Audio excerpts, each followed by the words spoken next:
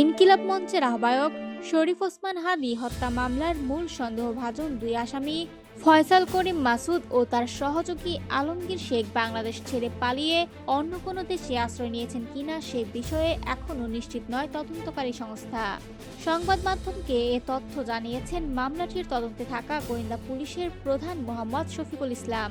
DB প্রধান জানান, প্রধান সন্দেহভাজনদের সঠিক অবস্থান শনাক্ত করতে তদন্ত এখনও চলমান রয়েছে।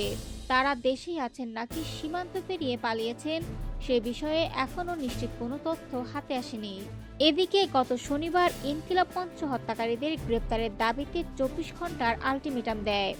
রোববার সন্ধ্যার মধ্যে অগ্রগতির তথ্য জানানো না হলে অন্তর্বর্তী সরকারের স্বরাষ্ট্র উপদেষ্টা অবসরপ্রাপ্ত লেফটেন্যান্ট জেনারেল জাহাঙ্গীর আলম চৌধুরী এবং প্রধান উপদেষ্টার বিশেষ সহকারী খোদা বক্স চৌধুরীর পদত্যাগ দাবি করে বিক্ষুব্ধরা।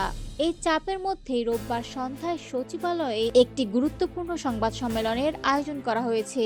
সেখানে স্বরাষ্ট্র উপদেষ্টা সহ আইন শৃঙ্খলা রক্ষাকারী বাহিনীর ঊর্ধ্বতন কর্মকর্তারা উপস্থিত থাকবেন। সংবাদ সম্মেলনে শরীফ ওসমান হাদী হত্যা মামলার তদন্তের সর্বশেষ অগ্রগতি তুলে ধরা হবে বলে জানিয়েছে।